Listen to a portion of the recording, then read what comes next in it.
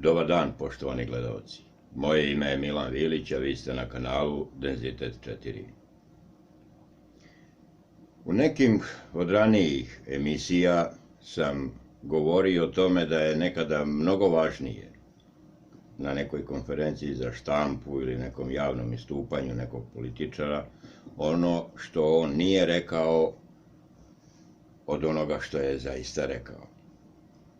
Ovdje ćemo u ovoj emisiji obraditi jedan, što bih ja rekao, školski primer jednog takvog postupanja i jednog trenutka koji je dosta kritičan za ovu našu javnu i nejavnu političku scenu. Reč je o jednoj kratkoj konferenciji za štampu našeg, što se odaziva na gospodine predsjedniče, i jedno novinarsko pitanje koje je jedna potpuna nameštaljka, jedna potpuna režija, i to ćemo kratko analizirati zato što to ima reperkusije na jedan ukupan ambijent koji se kod nas javlja. Pa da za početak pogledamo o čemu se radi. Predsjedniče, dobar dan. Bivši poslanik Dveri Srđan Nogo izneo na Twitteru novu teoriju zavere da nas CIA zaprašuje iz aviona i time kontroliše naše emocije i misli. Kako vi to vidite? I drugo pitanje... Šta reče, sine, nisam razumeo. Bivši poslanik Dveri Srđan Nogo izneo je novu teoriju zavere na Twitteru da nas CIA zaprašuje iz aviona i time kontroliše naše emocije i misli. Taj lud skroz. Nema terapije, nestaje u apoteci. Ne mogu da komentarišem nešto. Drugo pitanje tiče se dijaloga Beograda i Prištine. Profesor... Kao što vidite, ovdje imamo dva glumca i par statista. Jedan glumac, uloga broj 1, je novinar koji je postavio to pitanje. Drugi glumac je onaj koji je na to pitanje sa čuđenjem i zbunjenošću odgovorio. Kada malo pažljivije pogledate taj snimak, možete da vidite da je to jedna kompletna režija. U toj režiji je učestvovao, naravno, ko bi drugi, Bata Gašić, šef DB-a Srbije, koji je tog novinara tu i namandrljio i rekao mu šta ovoga da pita. A ovaj će u šoku da odbije, naravno, da odgovori na tako glupavo pitanje. A šta je neposredan povod za to pitanje?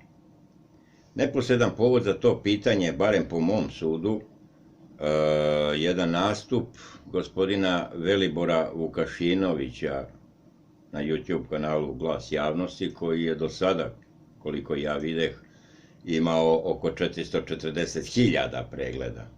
Znači, javnost Srbije je u priličnoj meri upoznata sa onim šta taj čovek priča. A priča neke jako važne stvari.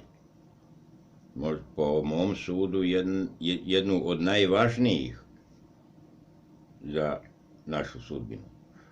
A to je zaprašivanje. To zaprašivanje nije nikakva teorija zavere, to nije nikakva ludost, to je nešto što se dešava, nešto što je realno i nešto što nam realno pada na glavu i u nas ulazi. Pa onda imamo i svedočanstva naših doktora koji govore o potpunoj zatrovanosti ukupnog stanovništva Srbije patogenima. I mogu samo da vas uputim na jednu divnu emisiju koju je na kanalu Nauke i misterije snimio Nemanja Blagojević, koji o tome govori i kako da se upotrebe sredstva kojima možemo da se očistimo, kad već država ništa na to ne reaguje. Ali zašto je ovdje bitan sada ovaj intervju? Bitan je zbog toga što je tih 440.000 pregleda i dalje komentarisanje na YouTube-u te teme za nekoga ko je šef državne bezbednosti, koji ima svoju analitičku službu, odjednom postalo veoma bitno. I da to na neki, po meni, veoma primitivan način oni pokušavaju dalju priču oko toga da preseku i da to proglase potpunom ludošću. Kako je to, ta inscenacija od pitanja izgledala, vidimo i po govoru tela, koje Vučić... Emocije misli, kako vi to vidite? I drugo pitanje... Šta reče, sine, nisam razumeo. Emocije misli, kako vi to vidite? I drugo pitanje... Šta reče, sine, nisam razumeo. Emocije misli, kako vi to vidite? I drugo pitanje... Šta reče, sine, nisam razumeo.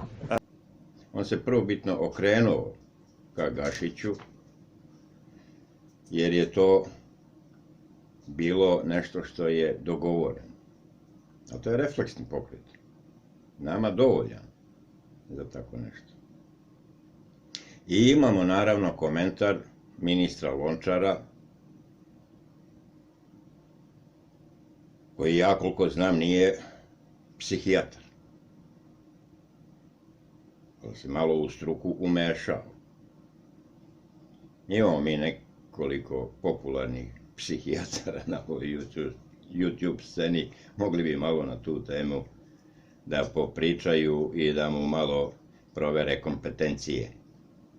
Ali da je bezobrazan, da je bitanga, ovo je samo još jedan od dokaza.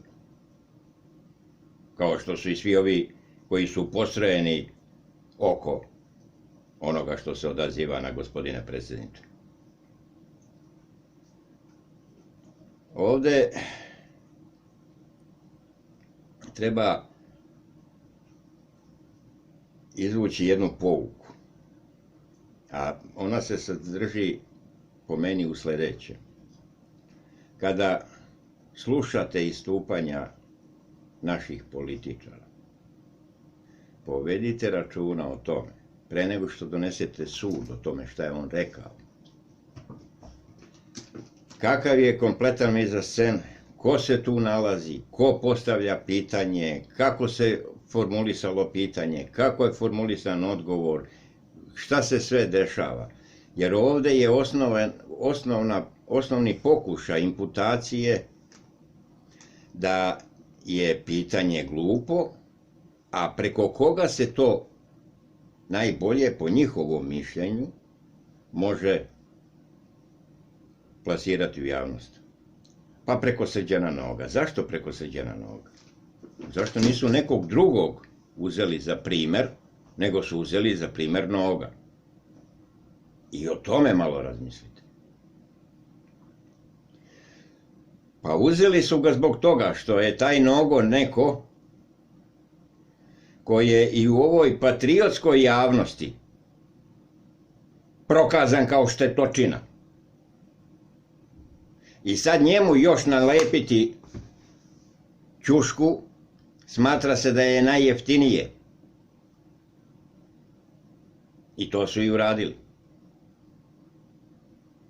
Nisu pokušali ćušku da nalepe, kako se zove ovome, Veliboru Vukašinoviću, bivšem direktoru JAT-a, nego Nogu. I još jednu stvar zaključite. Svi oni koje ova vlast predstavi kao svog političkog protivnika, budite sigurni da su u istoj torbi. Velibor Vukašinović im je zaista protivnik, njega neće imenovati, njega neće osvetliti. Ali one koje oni osvetle, to su samo igrači jedne iste scene. Tako da iz ovog